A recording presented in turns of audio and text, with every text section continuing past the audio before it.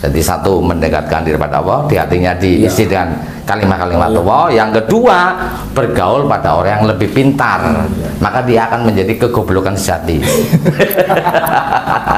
Bahwa masalah itu kan ada penyelesaiannya. Masalah diselesaikan lewat segera, atau nanti, atau berjalannya waktu, atau Tuhan yang menyelesaikan.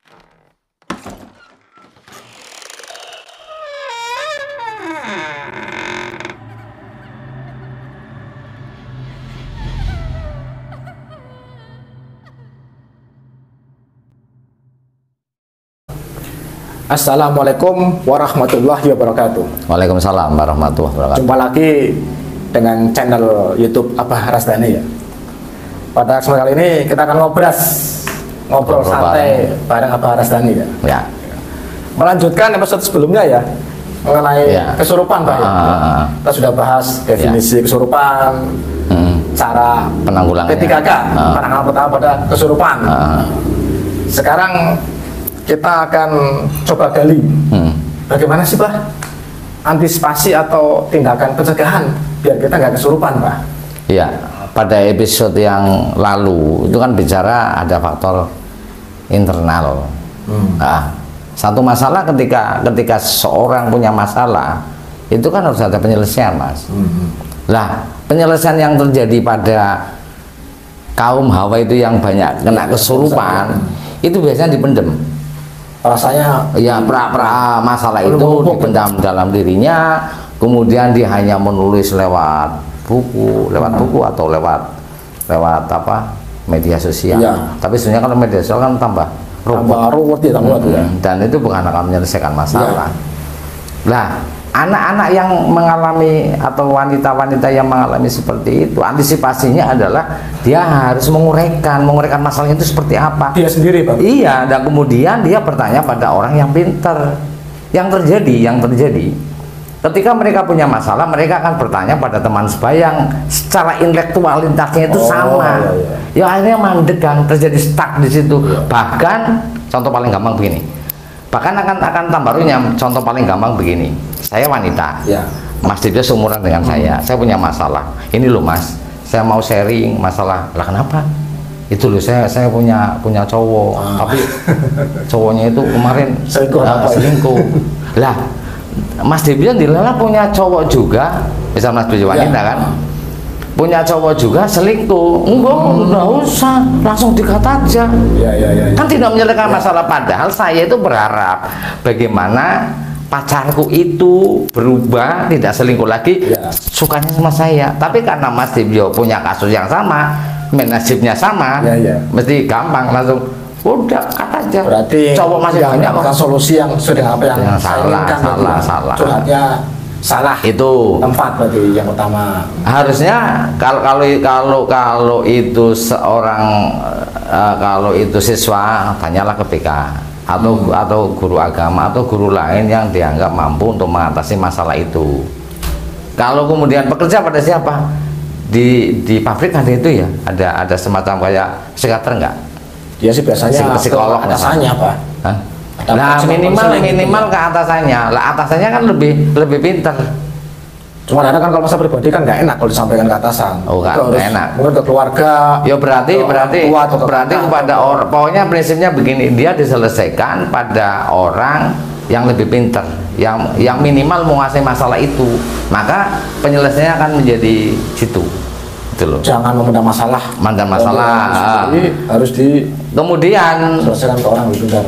Wanita itu jangan selalu menggunakan perasaan sebagai panglima. Ketika dia punya masalah di lingkungan kerja pun dia masih menggunakan masalah itu. Jadi masih wajib pikiran dundut itu loh. Harfiahnya saya seperti itu Pak, saya dengan perasaan. Nah itu makanya pembelajaran agar tidak perasaan kan harus berinteraksi pada orang lain.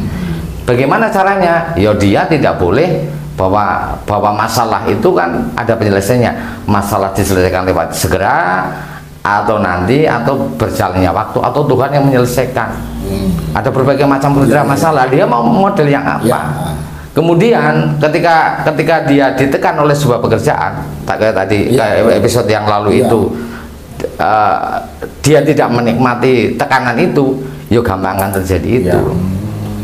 Yang paling utama lagi, dekatkan diri kepada Tuhan, pada nomor satu Allah. itu ya. Nomor satu itu. Iya, nggak boleh kosong. Ketika hati ini tidak diisi dengan kalimat-kalimat Tuhan, oh ya gampang mas. Ya, ada zikir, Zikir. salawat itu yang Zikir yang paling gampang itu baca sholawat.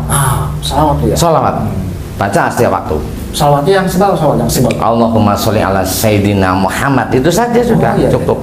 itu kan. Dibaca, yakin kepada Allah habis sholat, kemudian duduk tegak, posisi bagus, nyaman, menuju kepada Allah, konsentrasi, baca sholawat. Udah banyak-banyak kok mas, cukup sehari 41.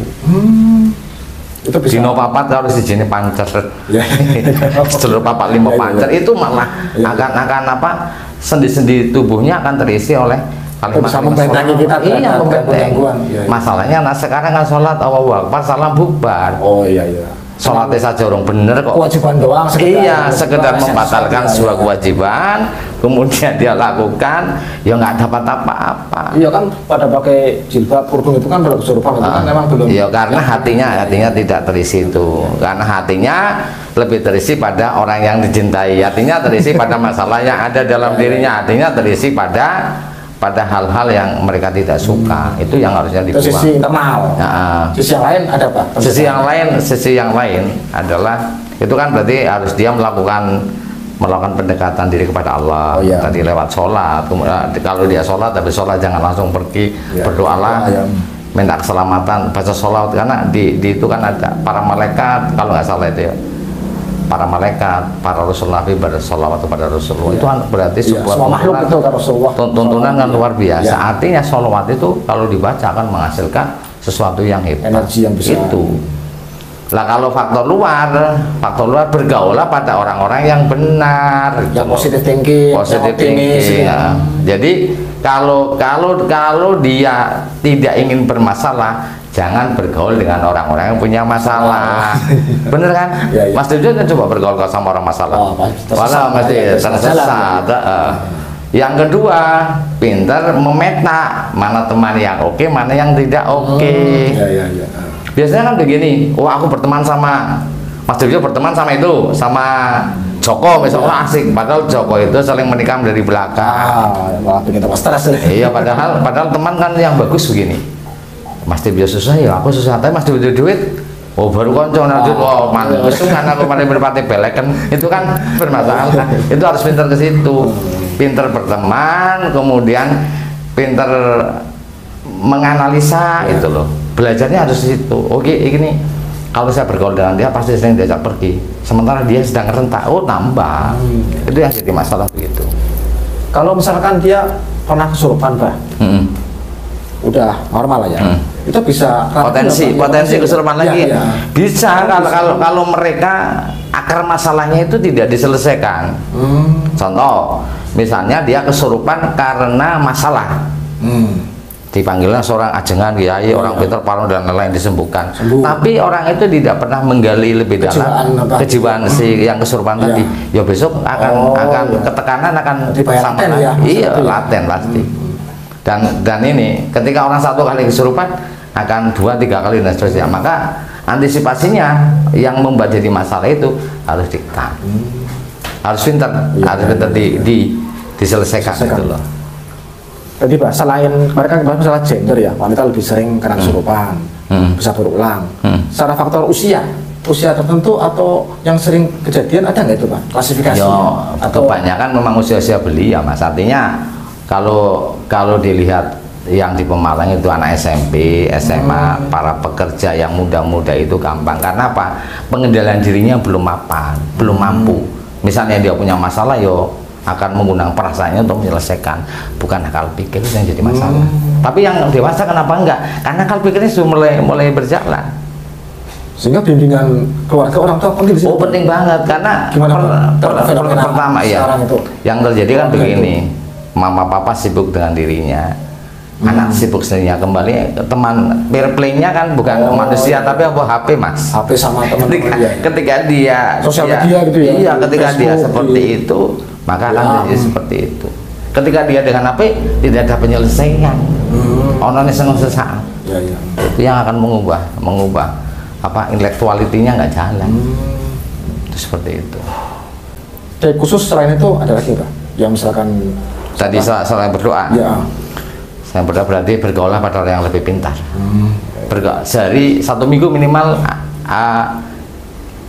si itu wanita itu bergaulah pada ada orang yang lebih pintar, yang secara keilmuan dan usia.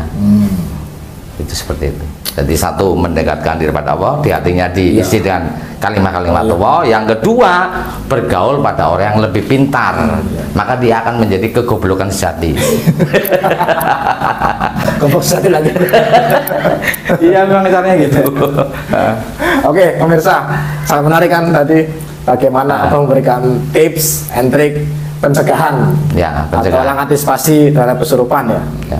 Semoga tips ini bisa membantu semua pemirsa agar ya bisa lah diantisipasi, jangan sampai Bismillah. masalah menimbulkan Ada kesurupan. manfaatnya. Ya. Oke. Sementara kita cukupkan di Ngobras saat ini, kita akan lanjutkan ke next episode dengan Ngobras yang lebih menarik lagi. Ya, Terima kasih Pak. Siap. Assalamualaikum warahmatullahi wabarakatuh. Waalaikumsalam warahmatullahi wabarakatuh.